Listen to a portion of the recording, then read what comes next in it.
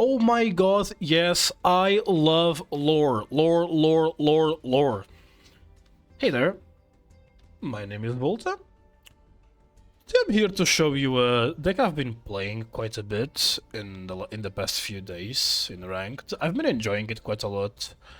It's, as you can see, Generaider Runick, and the reason why I started the video like that, it's because, yeah, this deck it's pretty lore heavy because the two decks are very related in the lore. If you don't know, I believe the Runick guy you see on the Runick cards is like exploring dungeons, and the generators are like the bosses of those dungeons, something like that. So yeah, it's pretty cool that we can make a deck along that storyline. Now, I'm here to talk a bit about the deck and also show you a replay I have.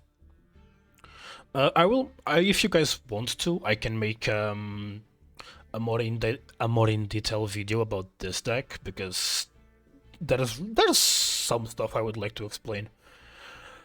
So yeah, what allows the synergy between this deck is this guy specifically. With this guy, the deck wouldn't be like nearly as good as it is because it's a level 9 that you can easily summon. Yeah. So, Runick card, if you're not familiar, you probably are, but I'm going to explain them anyways. All of them have two effects. They can... First of all, they all skip your battle phase, your next battle phase after activation. And also, they all have an effect of them that has one effect, and then it banishes a number of cards from your opponent's top of the deck. Just banishes them, period. The number varies. For example, Tip, as you're seeing here, can add Runick cards from your deck to your hand, any of them, not just a quick place, and then banishes one card of your opponent's deck. And also, they all have a second effect, which allows for them to summon a Runick monster from your extra deck, specifically to your extra monster zone. All of the quick plays have that effect. So yeah, it's basically 12 copies of Instant Fusion. Well, in this deck, it's like 11-ish. Now, we also have the generators, of course. These guys are pretty cool. They are all level 9 monsters, with the exception of Lobster, who can tag out into any one of the level 9s. But yeah, their effects are very simple. To be fair, this guy is the most different one. He gives 1000 attack and defense to all of your generators during your opponent's turn. And during the main phase, as a quick effect, you can tribute any generator monster, and including itself, and you can special any level 9 generator with a different name from your deck, which will most of the time be your Har or your Hala if Har is in your graveyard. There's a few of them here. There's Mardell that can search the main card in your deck, which is Boss Stage.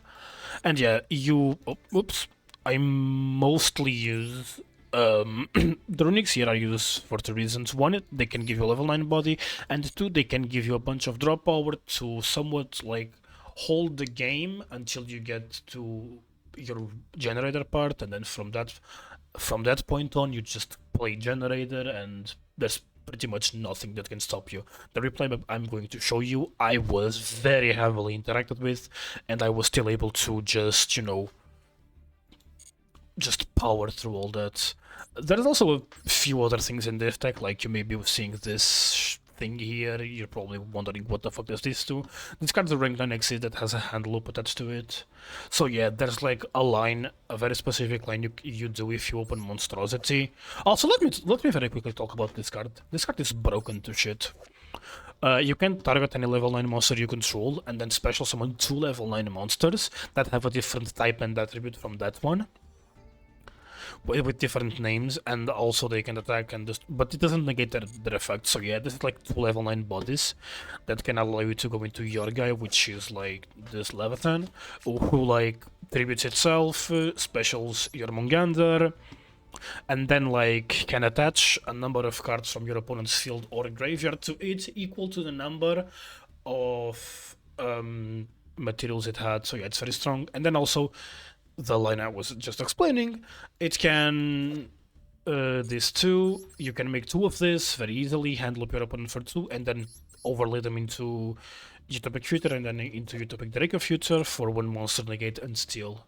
And a monster that it's pretty hard to out itself. While you have your Generator combo. It's very good. This deck is really good. I mean, really good. It's like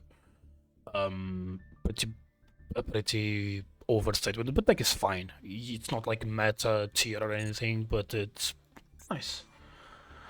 Let's just proceed into the games, shall we? This is a replay I have to. I just got this replay. I literally played this duel and then I said I have to show this to YouTube. So yeah, this is for you. Let's play the replay. I'm going to comment on it a bit, just so you're not completely lost, because I'm quite sure most people won't be familiar with this deck type. So I'll try to explain you what's happening. But the start of the game is pretty much just basic Runick stuff. Here you can see I don't open the best hand possible. Of course, I have duplicate hand traps, which is not very good to have. And I also have a double Runick tip, which is pretty bad, because it means that I won't be able to get the draw off of Runick Fountain. On my own turn, I will have to wait and maybe hold the game. Well, you'll see, but I have an import, which is nice to have. Let's go. I start with Runick tip and I get Fountain. I can't really do much else. Here I banish TTT, which is not very good because it doesn't give me any insight on what my opponent is playing, but you saw its tier elements. And phase here I just pass. My opponent summons Fenrir. When my opponent does this, I just go like, oh. Because, like, Kashtira as a pure deck is probably the biggest counter through to Runicks, because they can banish your Fountain face down, and that pretty much just ends your deck completely. Yeah. Here I get Freezing Curses to negate Fenrir if needed, because my thought here on getting Freezing Curses was in not getting what's called Flashing Fire, because I didn't want to leave their field empty, because they would be able to summon more Kaftiras. So yeah, that was my thought process here, but I decided to imperm him just so that the other effect doesn't activate this one, because if he gets to resolve this effect here of, you know, banishing a card face down and banishes my Fountain, my game would be completely over by that point. Because this deck doesn't have a way to recover face down banished cards, like, for example, Runick Bestial. Now here he activates Scream, and then I go like, okay, this guy will summon a tier and pop off. But then he didn't, for some reason. Probably was bricked or something. Here I just summon this to, you know,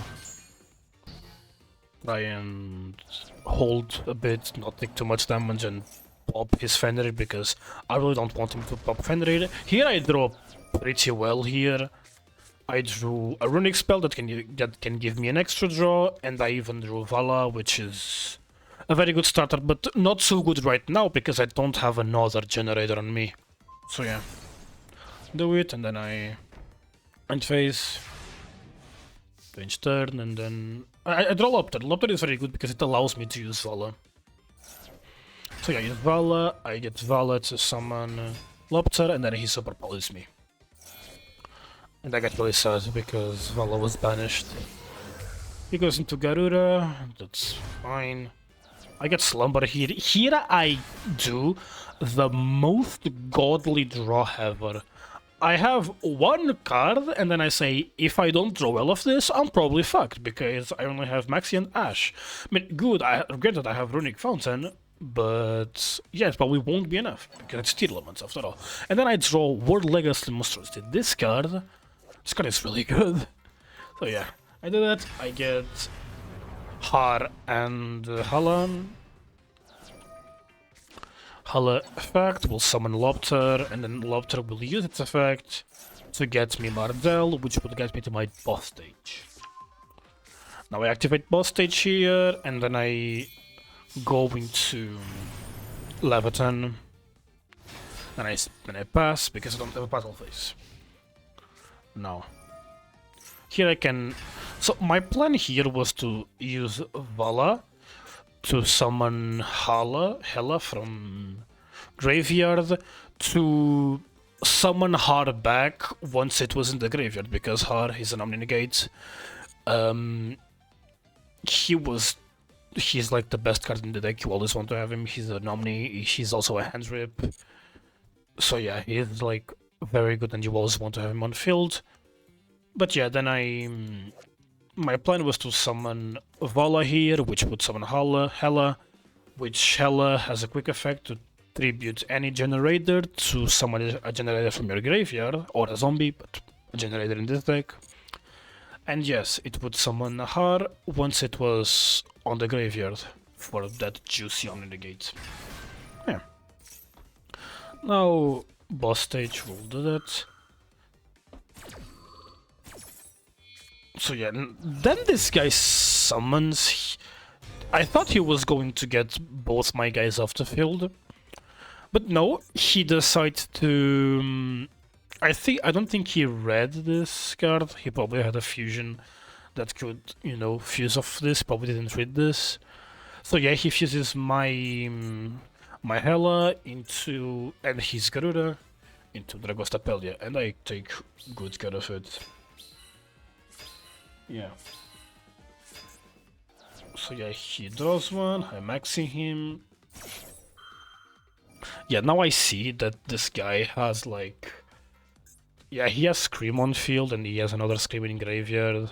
Not Scream, he has Beast in graveyard, and I really don't want this guy to go into Windsor. And this guy's also annoying, so I just decided, yeah, cool, I'm going to use Leviathan here and suck all of that. Yoink, and I suck his field. Now here uses Supreme Simmer and I ash it, thinking, oh yeah, cool, it's over, I won. But then this fucking guy just says, oh no, I'm better than you, I got Foolish. Then he goes into Shaden and get Kalos. Now here I do something that is... That might seem weird, but my intent here was to make him draw one card, so that so in the chance that it could be maybe Havness, and then he had to attach it to my field, and it would lose him even more advantage. So yeah, I draw a cross out here, and then he touches it, then I go Havness, he goes Havness. Here he mills, but then he mills some decent-ish cards. Doesn't mill badly, mills a Shuffler, mills another tier name. But then he mills double Maxi, which pretty much ends him the game.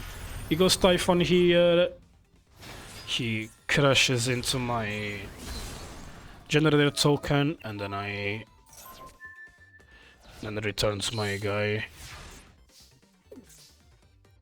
And here I draw Freezing Curses, and then I just realized that I really want to put this guy in a position where he has nothing to rely on. So yeah, if I were to make a Typhon of my own, for example, I would give him his Typhon back, and then he would just probably be able to summon it again. And I don't want that to happen, so yeah, I thought I will leave this guy without anything. So yeah, I just said, I Little Knight... Then Little Knight, I banish his Typhon, and then I set Imperm and pass on Maxi Ash, and he's on a open game state. He stopped decking, and I also summoned the Garda, plus 4 tokens. This guy's a banish. He can tribute to banish. So yeah, it's Garda, yoink, and then he quits because he can't do anything else. Yeah. This deck is pretty cool. I like it a lot. It's like pretty much, it's like nearly unstoppable on the grind game, like any Runick deck really. this was his deck in case you're wondering. It's a pretty basic tier list. Yeah. So yeah, this deck is really cool. And it's also really cheap. Like, if you already have the Runick cards in your account, you'll only need to craft like what 1, 2, 3, 4, 4, 5 ultras.